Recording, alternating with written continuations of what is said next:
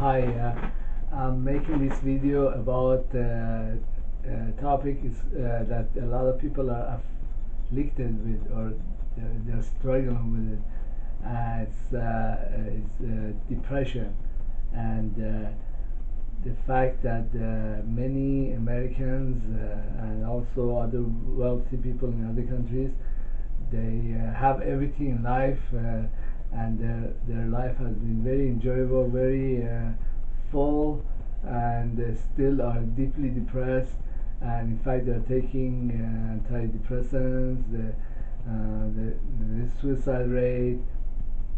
Anyhow, they are the buyer of first resort for all kinds of drugs. And when we study this subject, well, I'm gonna look into this subject in a very offhanded way. I'm gonna come at it in an angle that you never thought this angle.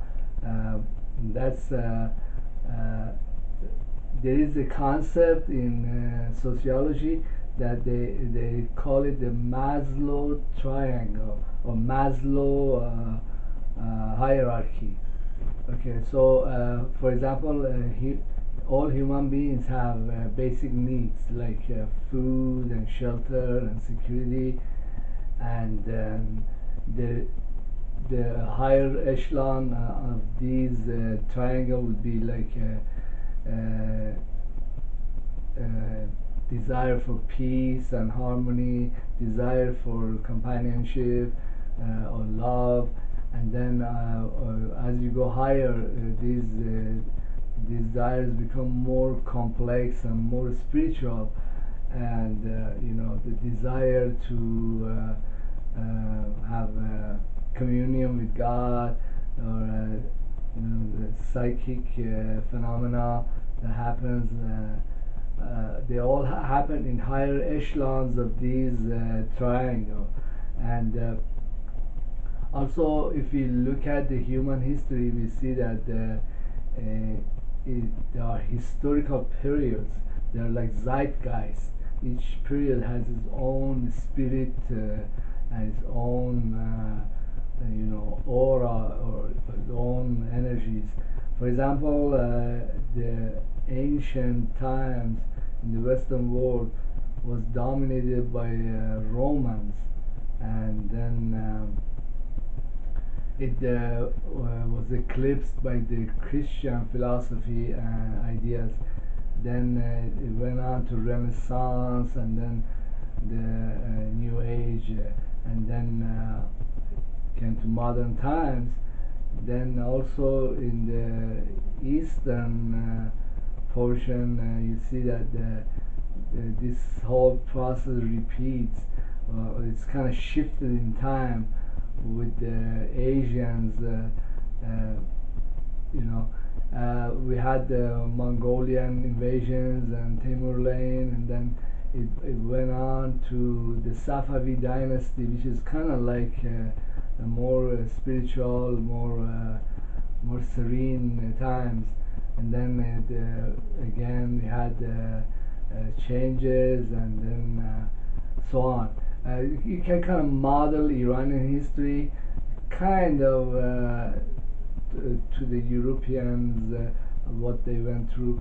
But you get my drift. There are historical periods, and there is also correspondence with this Maslow triangle. Okay, for example, in the Sufi school, in the times of the last guru, okay, the stuff he talks about, okay, when the new guru came in, he does speak about the same phenomena, but everything is more complex. There is a lot more to it, and it's like some people interpret Quran. We can just look at it as the literal interpretation, and then but they say that Quran has 14 interpretations. Each interpretation is more spiritual, more divine than the other interpretations. So each one of these interpretations is modeled as to one of the 14 Al Taha. Al Taha are the Prophet Muhammad, his daughter Fatima, and the 12 Imam that came afterwards. So the first one is just for its own zeitgeist, when the spirituality manifested itself, and then it goes on and on. What happens is that sometimes people they are living in a historical period, but their mental setup, the way they were brought up, and the way they think, and the way they act, or the stuff that they are pursuing is belongs to ages way bygone, or they have evolved the spiritual or psychic abilities or ways of being and thinking that does not belong to our age, because in our age the people haven't really evolved to that level, and so this person is like out of this world kind of individual. I mean, you can look at the coming of Christ, and the people will look at him like he just does not belong to this historical period. It's like, what do you do with this person? And then the same goes with Prophet Muhammad, or other Imams, or the Sufi master, the new Sufi master said that my teachings or ideas really do not belong to this age. There is some audience, but they are so spiritual, they're so beyond what the humanity is capable of understanding at this stage of its development. And so it's there, and there is a record of it, and then later on some people will figure out, hey, this was meant. I was like, I had gone into the public library and I found this book. It was like a book of poems by Sheikh Safiuddin Ardabili. He's like the founder of Safavid dynasty, and he was a Sufi master too. And I was like kind of reading the beginnings of the book. It was a bunch of poems, and he was talking about the future. And he was, saying that, hey, there's going to be a dynasty. It's going to be on my offspring, and it's like Safavid dynasty.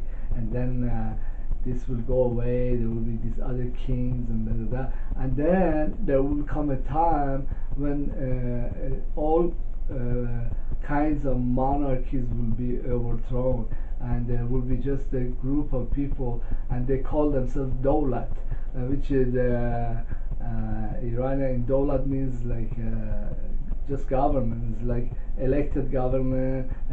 Then he went on and on talking about this and that, of how it will look like. So there won't be any more kings after a certain period. People will evolve, and they'll have their own representatives, and this is like a book. I'm opening up this book. This book was like written like 6 centuries ago. You follow what I'm saying? So I mean, so this individual, like 600 years ago, he is beyond the zeitgeist or the spirit of his times. He's looking at way out in the future.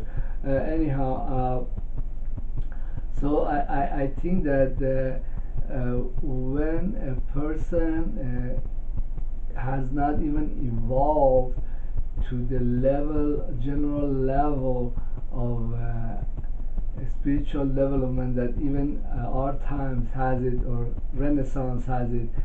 so he, or has evolved beyond it, he will be an outcast. And this is the cause for depression. This is a very really strange way of looking at it, but bear with me. uh, okay, so many Americans, they lived very nice lives, 50s, 60s, 70s, 80s, and many countries, they were very much struggling to reestablish their economy, or create the industries. I mean, Iranians, they struggle like fuck to make industries and get rid of foreigners, kick out Iraqis out of their province. And if you listen to some of the politicians that were at the times of Iran-Iraq war, how desperate they were to get weapons or make new weapons or new industries. It was like a inner huge turmoil and struggle to get their country going. But the Americans, they had a very easy time. Even now, whenever they have any problem, they just invade another country like Libya, take over their gold, and issue their crappy little currency, and tell them, hey, this is money, okay? So whatever you want to buy out of your country. So they kind of suck up the resources of other countries. They don't go through any of these stuff Middle Eastern or Arabs or Latinos go through. Their life is economically very full and very rewarding, and until recent times, when a lot of companies have been downsizing, they all have very good jobs. And then we might go into socialism or zero cost marginal society, where basically a lot of needs are just taken care of because the government just hands them a check, social security or basic income or whatever. So what happens is that when a plant or an organism or an individual, a human being, he or she does not have to struggle, does not have to dream and work hard, or have to plan, when a lot of needs are basically taken care of, or she lives in a society which is just she has a high ranking of pecking order, and everything just comes her way. I mean, I am finding myself at 58, and I'm still trying to kind of date and find the women that had dumped me before. So everything didn't go my way, didn't work out, but I still have interest, and I'm still planning for the future, or trying to do this and that, to where I'm missing a few pieces. But that's not the story with other people. So the way Maslow triangle works is that when a person achieves a level, then there should be inner motivations, inner Persians say keshesh, which is pull, the inner pull to find yet higher levels. So other stuff which are initially psychic and then it becomes spiritual, have to come in and take over. So basically these forces will induce that person to move higher in these Maslow triangle, either because of the needs or because of achieving some of these qualities. And then that's how civilization progresses. Civilization progresses because people outgrow all the modes of thinking. I mean, I was living at the end of Shah's time, and it was like a kettle that is about to start boiling, and then it just started boiling at some point. There was nothing that would stop it. So the Iranian Revolution was just some kind of historical inevitability. I think this will happen in many Muslim countries as their lives become better, and as technology progresses, as people become more well informed, as on and on. The list is long, and many people will outgrow monarchies, will outgrow despotic systems, will have this deep desire to get rid of the Americans or the Israelis or other foreigners out of their country. It's an inner development, and you cannot stop that because it's a progression of history. It's like you're going from zeitgeist to zeitgeist. But when somebody or something manages to stop this, so for example, here in the United States, their central bank, okay, it stops things from progressing. It stops bad companies from failing because it prints money and gives it to them, or prints money and gives it to anybody. So it destroys the incentive for or fear to do things differently. This is the engine. Well, capitalism has an engine, and that's like a bankruptcy or failing, and that it extends beyond capitalism. There is like forces that make the society progress and change and become better, or go into higher zeitgeist, become more spiritual. Also there are forces, reactionary forces like the monarch or the central bank or established political order, that they don't like changes. They don't want things to progress and become different, because they will be losing their base of power. And then what happens when a society deliberately stops progress, stops these changes? Then it's just like in the Persian saying, when the water, a flowing water or river, gets stuck in a place, it cannot go nowhere else, then it starts to rot. Okay, because flowing water and river, when it's moving, it's so dynamic, it kills and destroys a lot of organisms that are incapable of living with all these changes. Only keeps the very best and the healthiest organisms, or fish, whatever, that can swim around this. Okay, so for example, I was talking to some other actors, and I was talking to them, and I noticed that they were so intellectually and so politically backward. I mean, they're totally trusting the system, totally trust the establishment. And I was talking to a Saudi, and I see that he just totally trusts the kingdom. Whatever the king did is what's okay with him.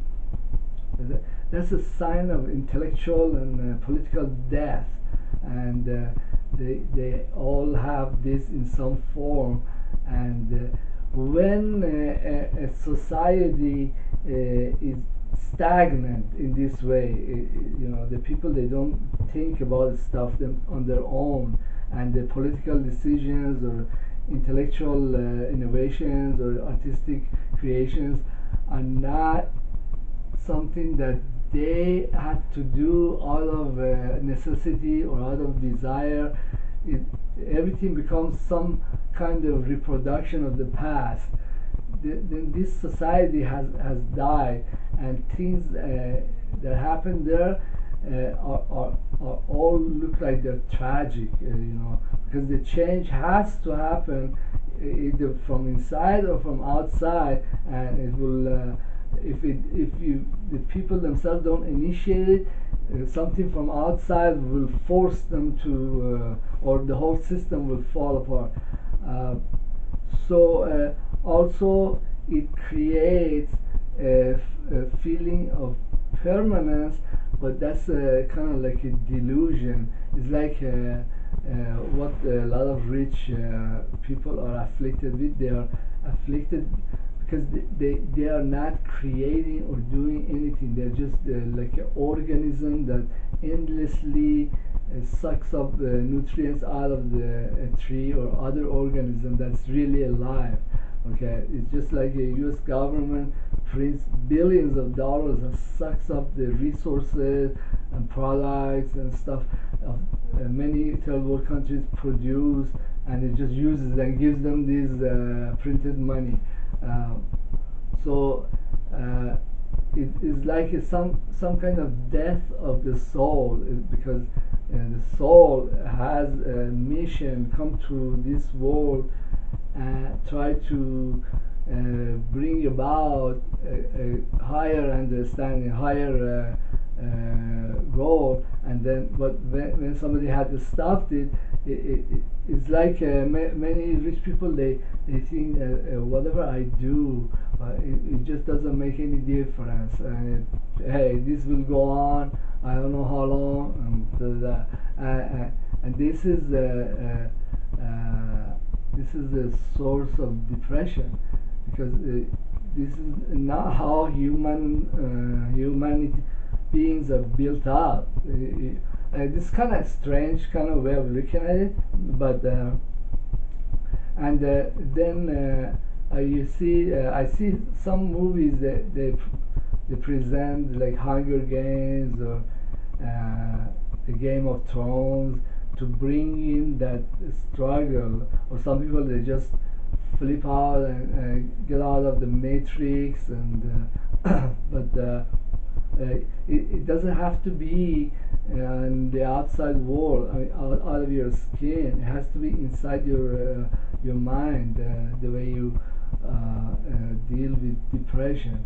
Uh, and when I see the sign of depression in some people, I think that's a sign of death, or either gradual or impending, because they have stopped evolving in their souls, in their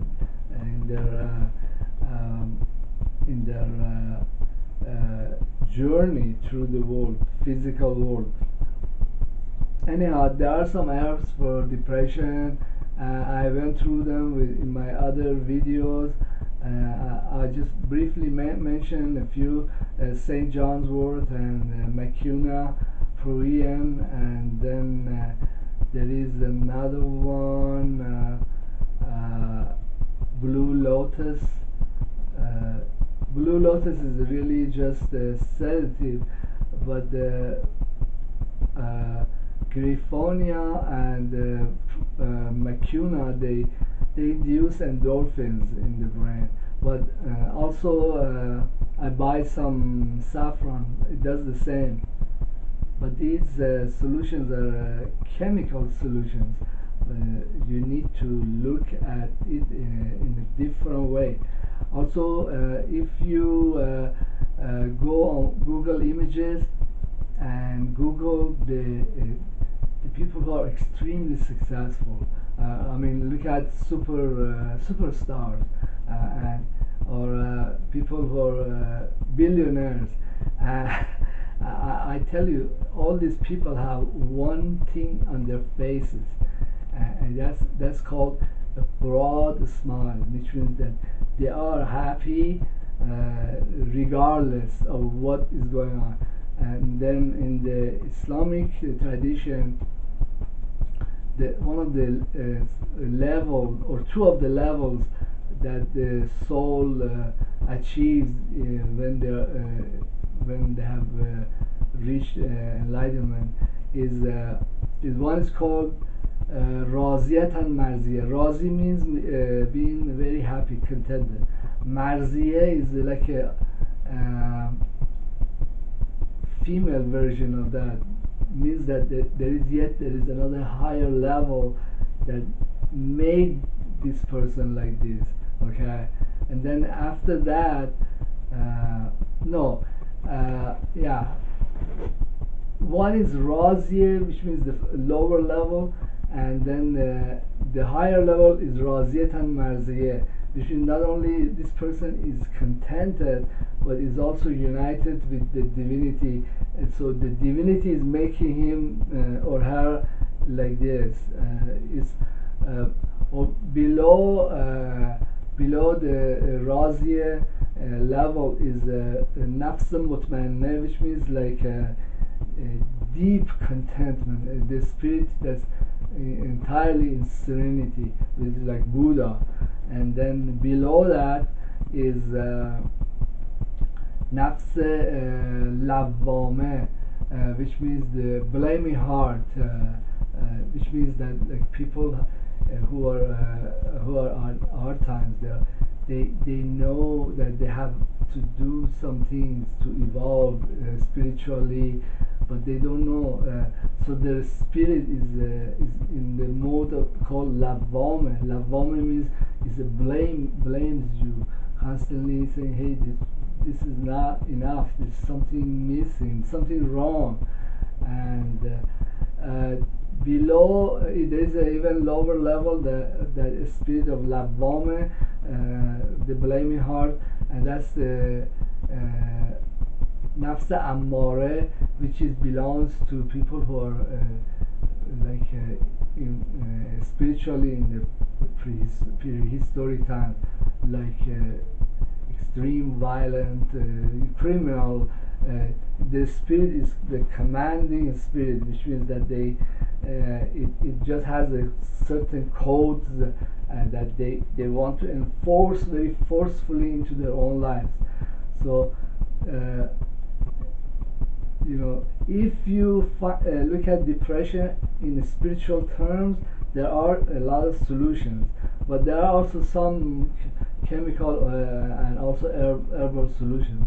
Uh, uh, you know, the reason I'm putting out these videos is because I have some kind of specialized knowledge, which is like spiritual knowledge.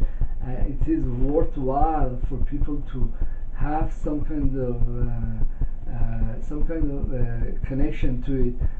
It can benefit a lot of different people. Anyhow, please subscribe to my channel, and thank you for watching this video.